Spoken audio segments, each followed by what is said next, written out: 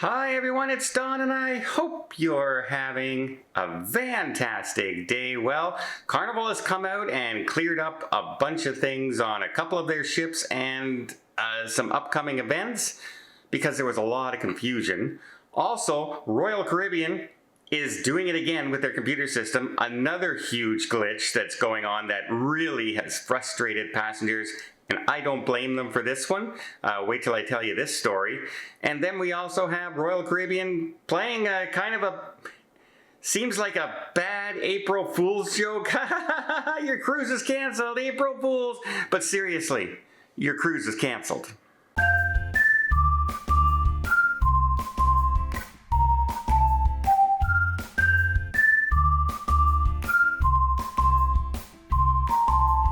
Okay, so for most of us, going on a cruise now does not involve bringing our masks with us anymore.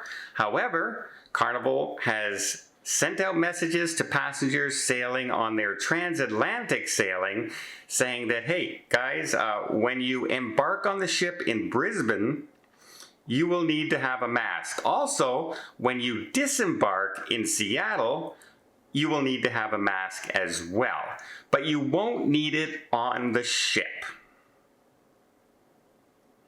Okay, I'm going to be the first one to say it. That's dumb.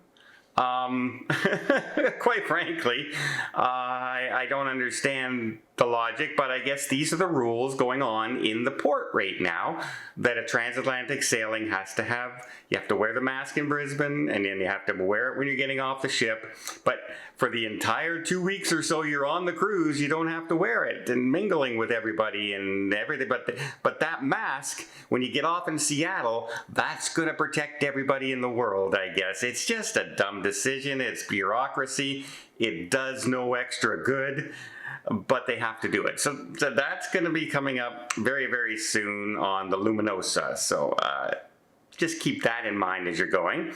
Also, they have clarified some things that if you are sailing to Greenland and Canada on the on the Legend, you will need to bring your passport. It seems like there's some confusion. People are thinking that's still part, Canada, it is still part of the Western Hemisphere, Greenland's right there.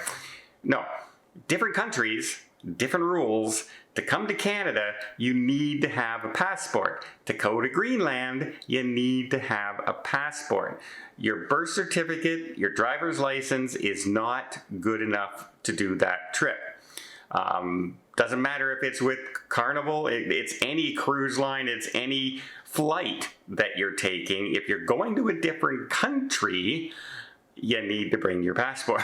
So John Hale, the ambassador for Carnival Cruise Line, sent out emails to everybody involved in this and saying, because it doesn't sail until I believe around August 19th, the first sailing.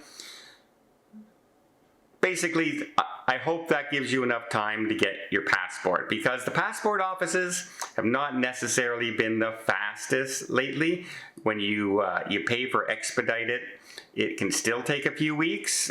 Tony had a little bit of an issue with his passport, trying to get it as quick as possible. Still took a few weeks for expedited. Normally, in the olden days, in the before times, it would take you about 3 days to get your passport if you expedited it and you had no issues with getting approval for a passport. So keep that in mind as well. And then some good news for everybody who is curious.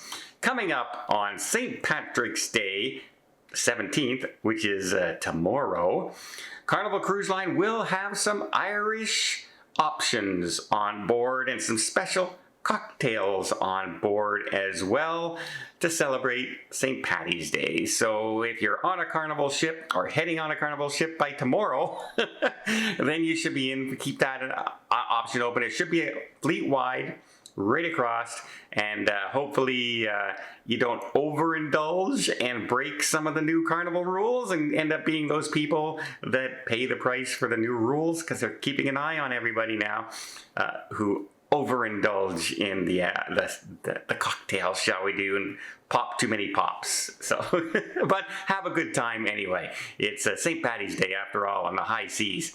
It's going to be a fun time.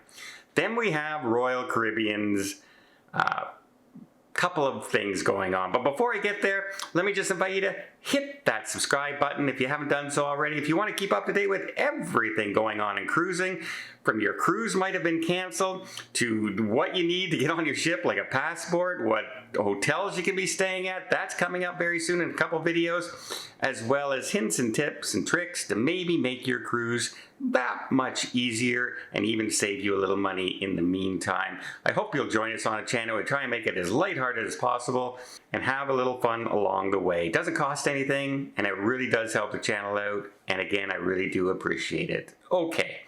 Royal Caribbean is sending out a message to some guests sailing in just over 2 weeks now. In fact, the same day I'm sailing on April 1st.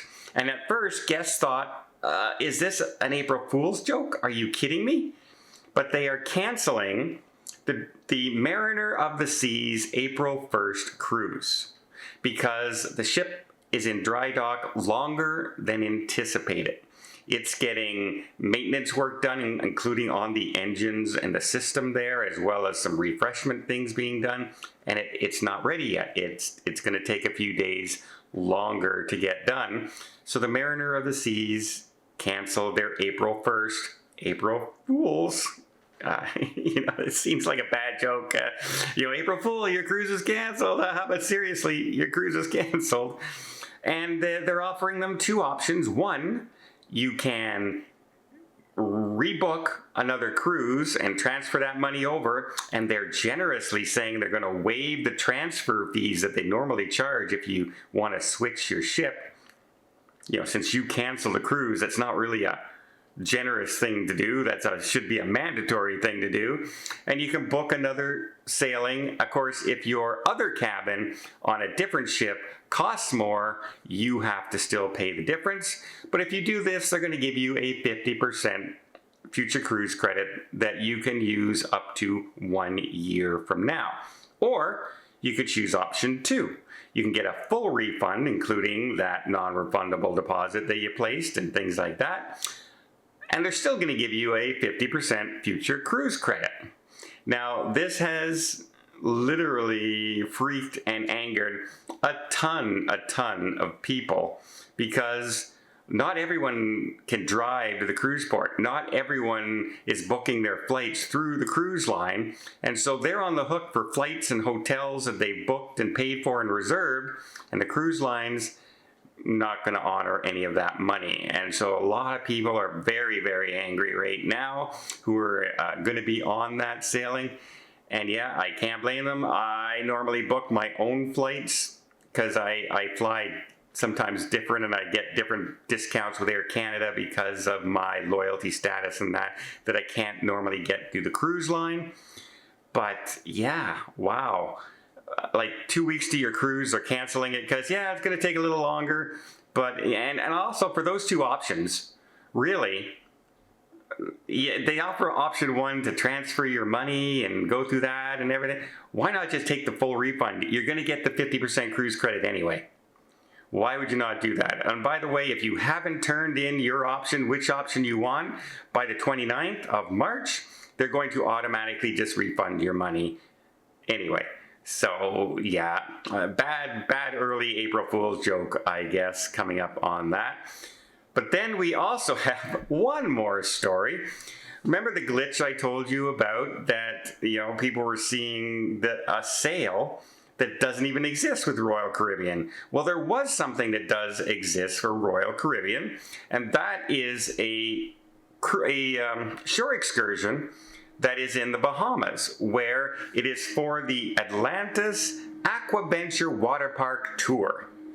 And people were seeing this at the same time that other glitch happened, basically, for $64.99. Well, that is an amazing deal. You know why? Because normally that price goes for $249 a person. So yeah, almost, basically 20%, 25%. People were snatching it up left and right, left and right, left and right. Well, they sent out a letter to people saying, sorry everybody, sorry, there was another glitch in our system. We know there's a lot of glitches lately in our system, but that's not the price of it and everything. But so what we're going to do is we're going to refund you that $64.99, but as an apology, we're going to give you a $50 onboard credit. And some people would say, well, okay, another mistake was made. It was a pricing error on the thing, and they're not going to honor it, but they're going to give us $50 anyway. The story doesn't end there, right? It's bad enough that they're not going to honor the $249. I'm going to call you out on that. In this case, the other one, I could see a little bit of it. It's something you don't even offer. So it would be hard to offer it and honor it, the other deal. I could see that. But this one is something you do offer. And so once you have that price out there and somebody purchases it, you should be honoring the price. And I'm really firm on that. It doesn't matter which cruise line is doing it. If you can buy it and you've purchased it and it is something you offer, whether you priced it right or not, you should be held accountable for it, and you should have to honor that price. I mean, it can't be 100,000 people who bought this thing. Yes, it's more expensive. Yes, you're going to lose money, but hey, you made the mistake, not the customer. But here, let me follow up on this story because it gets even better.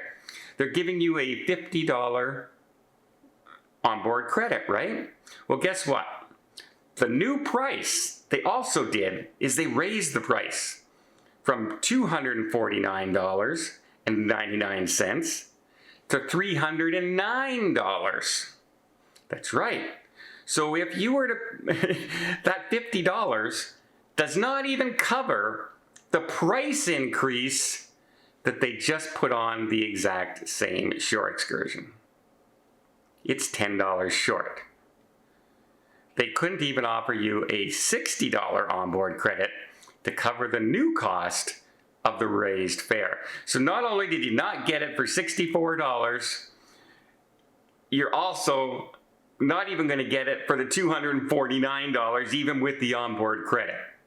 You're going to get it for $259 with the onboard credit. In this case, Royal Caribbean, I'm afraid I'm going to call you out. I'm afraid I'm going to call you out. This one you should have honored. The last one was something doesn't even exist. The Premier package didn't even exist. But this one exists. You posted the price. People paid it. You should be honoring it. Well, let me know what you guys think down below. Should they have honored this one? Are they right? How about that, increase doesn't even cover the cost of the onboard credit? What do you think about having to wear a mask getting on and off the ship for one sailing? Sounds ridiculous to me, but let me know in the comments down below.